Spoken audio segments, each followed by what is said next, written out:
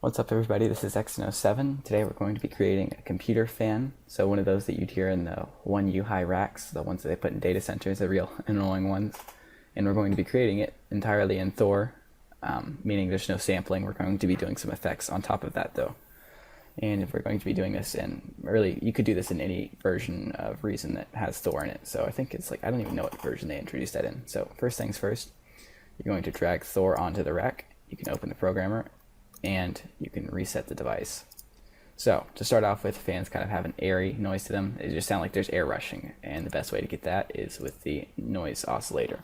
So if we go ahead and pull up our EQ window so we can kind of see what the sound looks like and we test it, you can see there's already one problem with it. It decays. So fans don't really decay like that. They just stay spinning. So, or at least our fan does. So we're going to turn the decay all the way off and put the sustain all the way to 0. It's funny, they're in opposite places, 0 and, well, not entirely 0, 3.2, but close enough.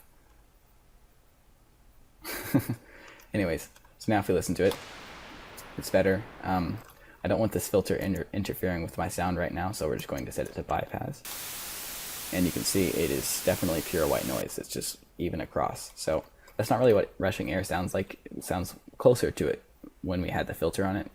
It sounded closer to an actual fan.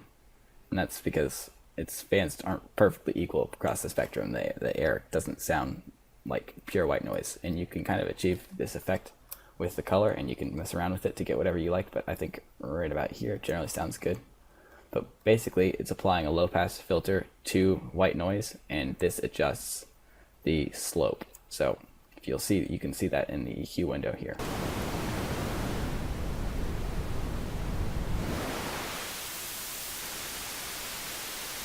So turning this to 127, basically it's just plain white noise. So I think right about here though sounds good for air. So next thing we're going to do is add a low-pitched whine to this fan. So you'll see what I'm talking about shortly here, but something along the lines of this. So you're going to take your keyboard tracking all the way off because we want this to be the same sound, the same pitch all the time. No matter what key we press, we don't want this to be an instrument. So we also need to enable this here so we can actually hear it. Now I think a square wave is actually better in this instance. It's a little bit too loud right now, so we'll turn it down by adjusting the balance, making this noise more prominent. Actually, I think that sounds about right now.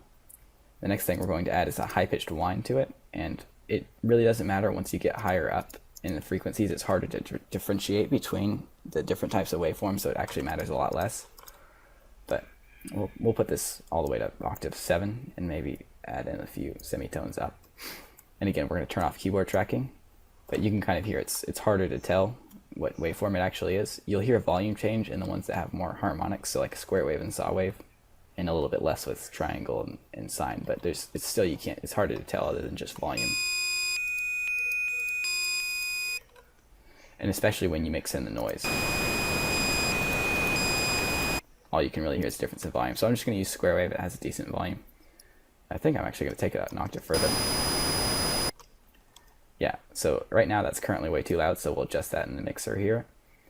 So now moving on to filters. So if you listen to this tone just by itself, you might be able to hear, or might not, that there's some kind of weird bottom tones to it. Actually, I'm not hearing any. Well, this is fine. Never mind. So we're just going to have this sound then bypass filter, but these other sounds we want to have a filter on them. I think a low pass filter will just kind of tone them down a little bit. Now you'll hear it. That muffles the sound way too much, and that's just because this is too steep of a filter. So maybe switch this down to the lowest setting, 6 decibels per octave. Sounds a little bit more reasonable. Now make sure you turn off the envelope and velocity. You don't want those affecting your frequency or anything like that. I just want it to be a constant frequency. I hate that that's the default, is that they're affected by default. it's so frustrating sometimes. I'll be trying to find out what's creating a decay in my sound, and it'll just be the filter envelope and this little slider right here. Anyways, I'm rambling now. So back to what we were doing. I think the cutoff sounds about right here. So if we throw this sound back in, and we can have to enable it right here, so that way it goes to the amp, you'll find that that sound is way too loud.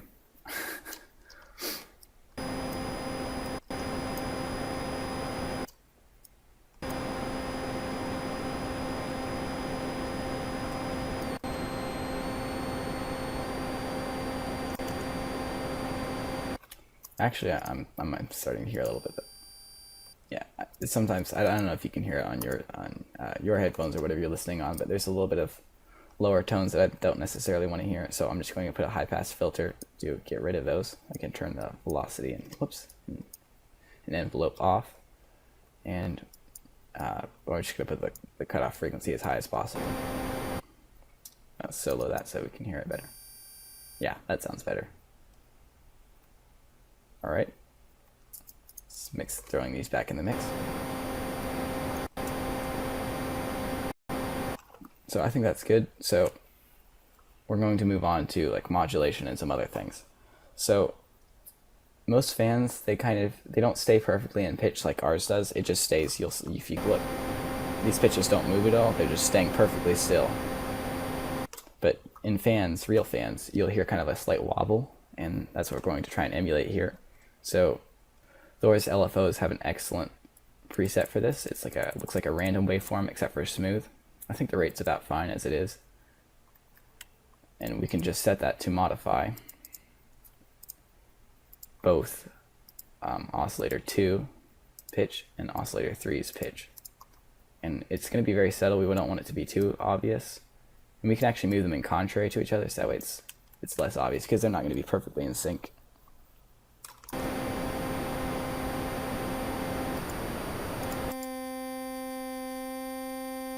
You can kind of hear that a little bit better now. I think we're going to amplify it a little bit more.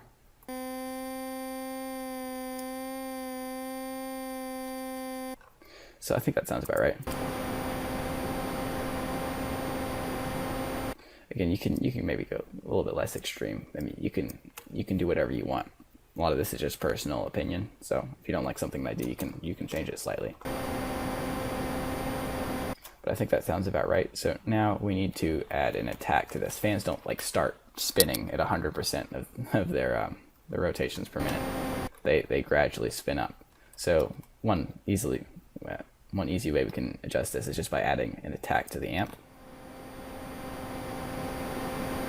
But that's not really realistic either. If it was just the white noise, it would be fine, because the white noise is a gradual buildup.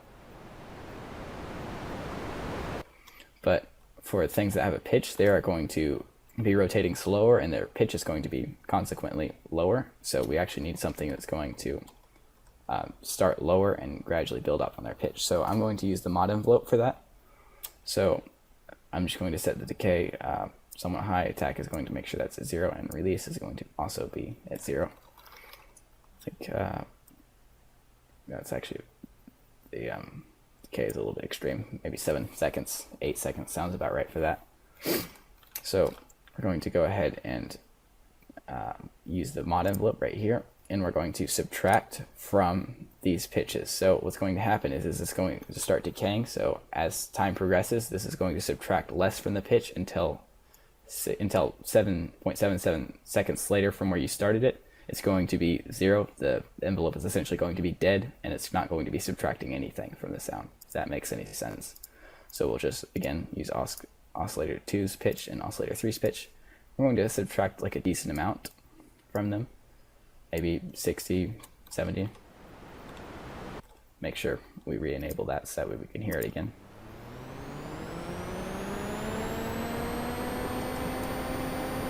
I think the amp envelope needs to be longer in comparison to this. The build-up like keeps going after it's reached full volume, and I don't really like that. So this at least needs to be as long as that. So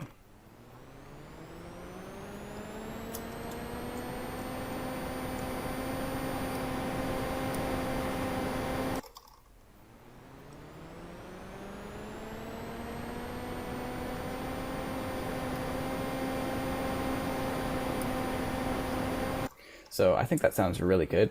Now, one thing you'll notice is that the decay on this instrument is actually like really bad. It just stops, and that's because the way I did it, it would be very hard to actually incorporate a proper decay. There is a way to do it, but it's annoying, and I really only cared about the attack for what I was doing the other day. So if you want to mess around and get a proper decay on that, that's great, but that's not what I'm doing. So sorry if you're a little bit disappointed, but you can deal with it. Anyways, now we're going to move on to effects. I think this is great as it is, but it could still use a little bit of effects. So if you have, I know this is a rack extension, but if you have the Polar dual pitch shifter, it is excellent for this, adding kind of like a stereo spread.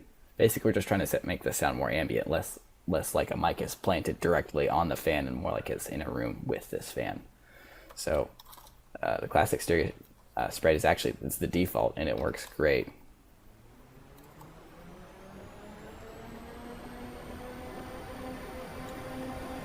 Basically, it changes the pitch a little bit, and I think adds some delay between the left and right channels.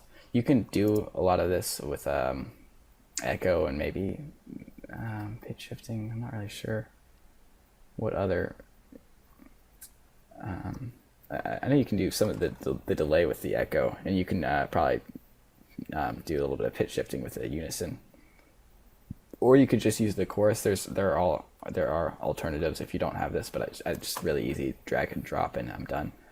But there's one last effect that I want to add. It's reverb. Really, any preset that ends in room will work great for this. I mean, you could, other than probably echo room, that won't work. But yeah, most of these will work just fine. But I'm just going to use the first room.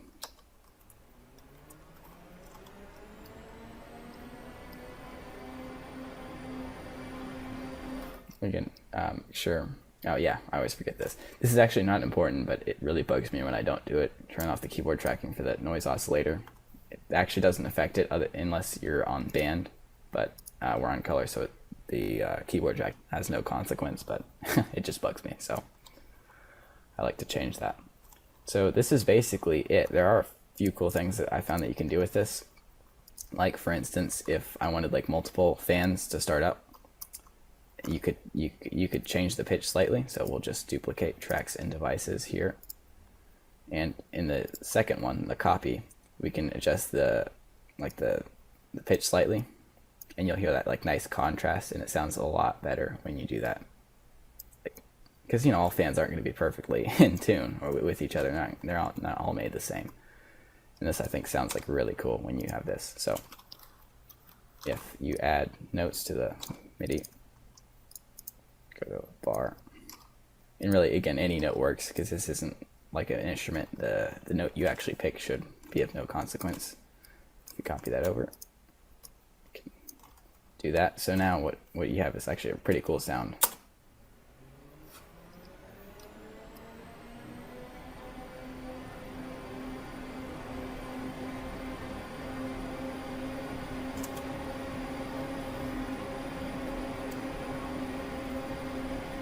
You actually get like a really cool contrast there. You could actually probably mess around with a unison or chorus and actually add that in as well that way, but it wouldn't sound the same, because they both their slight shifts in pitch would both be in sync. So it's really just easier if you use multiple instruments. But yeah, you can get some pretty cool sounds. There's a lot of places you could go with this. Hopefully you learned something today and enjoyed the tutorial. If you have any feedback for me, be sure to leave a comment and let me know. I'm certainly not the best teacher. Anyways, thanks for watching. Peace out.